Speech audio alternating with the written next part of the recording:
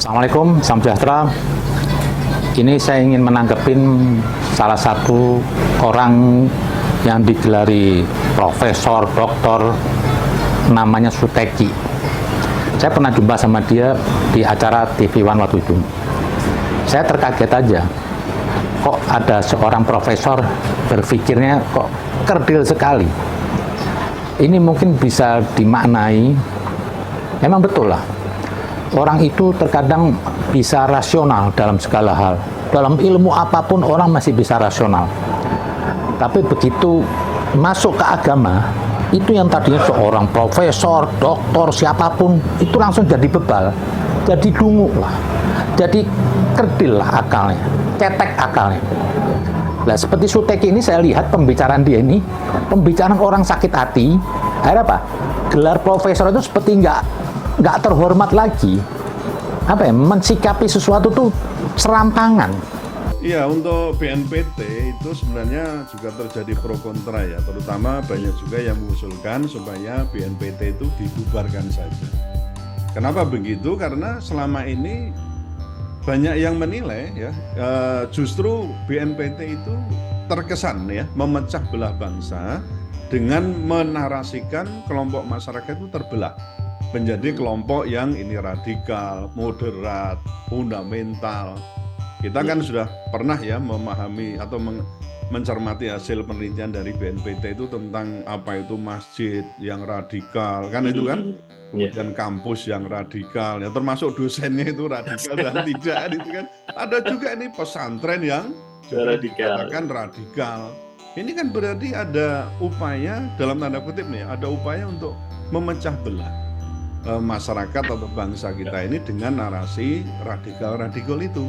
Nah, sedangkan menurut kita ini kan radikalisme itu jenis kelaminnya aja tidak jelas ya. Sering kita katakan tuh lentur dan obskur yang cenderung itu mendiskreditkan umat Islam. Jadi menurut saya ya pendukung-pendukungnya dan ini menurut saya juga perlu mengevaluasi lagi lah ya, termasuk BNPT itu sepak terjangnya. Kenapa kalau kita lihat itu justru terkesan memecah belah bangsa ya, bukan menyatukan dengan tadi membuat narasi-narasi yang ini moderat, ini radikal dan seterusnya itu. Terkait tokoh-tokohnya, Prof, tokoh-tokoh pendukung?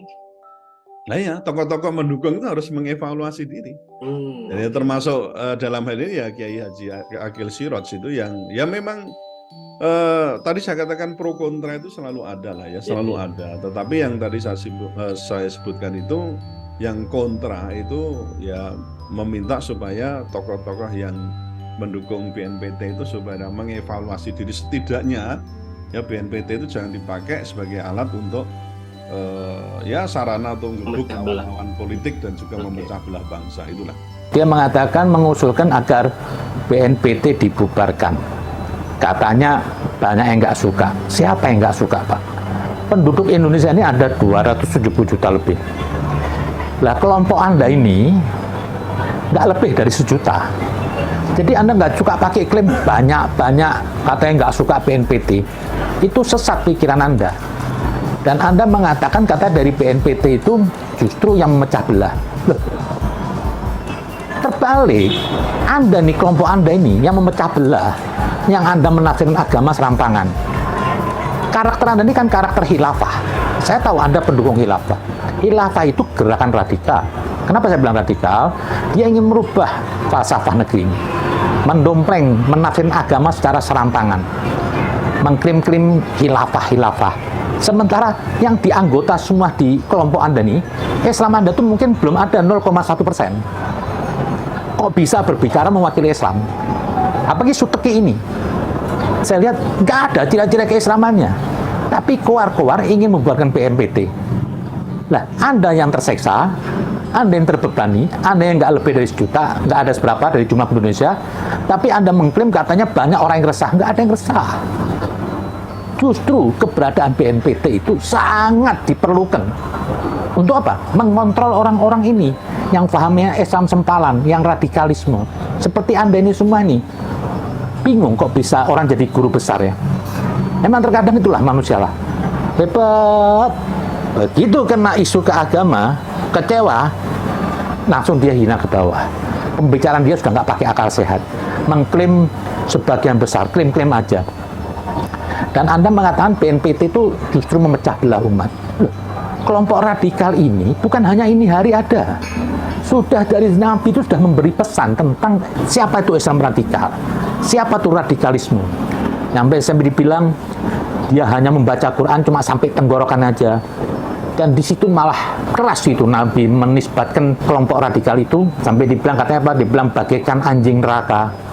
Kenapa sampai begitu? Karena merusak kehidupan.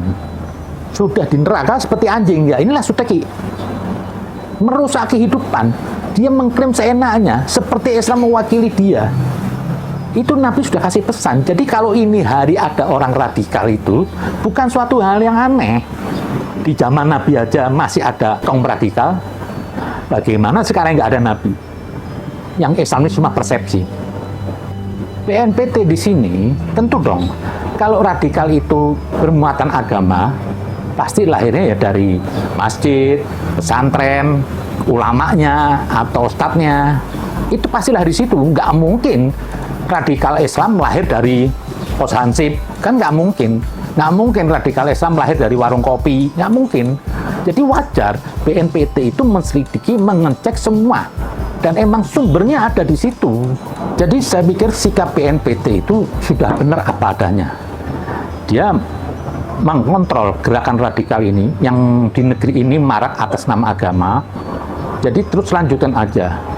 Si Suteki ini dia nggak melihat, dia ini justru sumber masalah di negeri ini. Dia yang kelompok kecil sekali di negeri ini yang terus mengeluarkan gerakan-gerakan yang mengancam negeri ini atas nama agama. Dan dia mendukung gerakan khilafah. Jelas itu gerakan yang tidak benar. Dan radikal ini sudah terjadi zaman Ali bin Abi Thalib itu jelas. Siapa sih yang bantai? Seorang ahli ibadah, hafal Quran, sahabat Nabi, semuanya komplit. Kalau mau dilihat Islamnya top. Tapi ternyata apa? Pengkhianat, dia radikal, dia membantai Ali bin Abi Thalib. Sosok yang dimuliakan dalam Al-Quran, mantu Nabi. Jadi kok baru Anda, baru pondok pesantren, baru sekolahan, itu ya kemungkinan besar ya terjadi ada. Dan itu cuma kelompok kecil aja. Nah inilah kelompok-kelompok yang gini kadang-kadang apa? Saya lihat pemerintah ini di negeri ini terlalu longgar. Apa ya? Membiarkan ajaran-ajaran yang sesat, bermacam ragam, dikasih ruang di negeri ini. Coba kalau seperti Suteki ini, atau Farid Utbah, atau siapa, nggak usah jauh-jauh lah ke negara Arab, nggak usah jauh ke Malaysia aja lah. Udah pasti selesai jalan hidup Anda. Nah, disinilah panggung-panggung nih kelompok-kelompok sempalan ini, seenaknya bicara di IG ini. Ini harusnya sudah disikapin. Kalau sudah menantang BNPT, berarti dia apa? Menantang negara. Dia menantang, ini kan produk hukum, produk negara yang diterima oleh seluruh bangsa Indonesia. Masa kalah dengan kelompok-kelompok kecil ini? Jangan dibiarkanlah. Buat apa tuh nasihat Nabi tentang radikalisme? Itu di situ apa? Nabi ingin mencegah, jangan dibiarkan. Tapi di negeri ini seperti ada pembiaran, seperti pemerintah takut.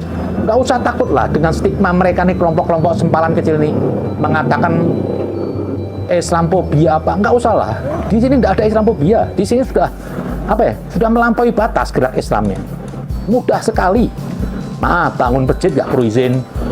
Coba di Malaysia. Ada mau masjid, harus izin. Di sini orang nggak jelas, besok bisa jadi level ustadz atau kiai.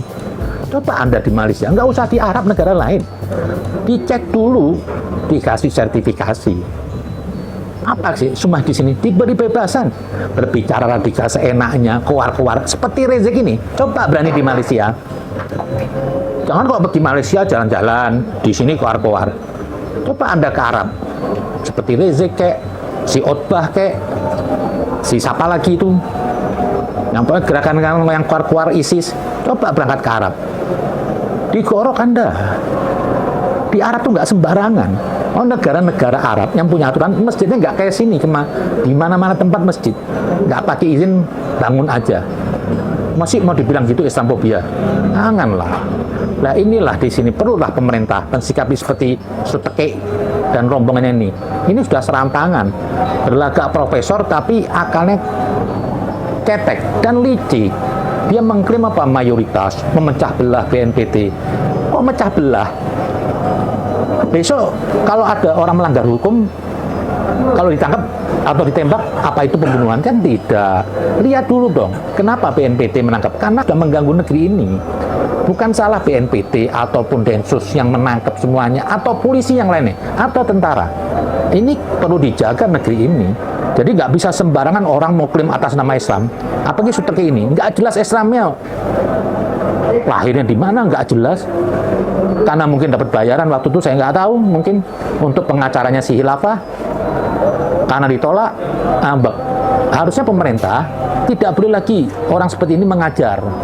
Ini harus ditutup gerak dia. Karena apa? Bisa menyesatkan. Jadi saya pikir apa? BNPT itu suatu gerakan yang bagus, sesuai dengan sunnatullah.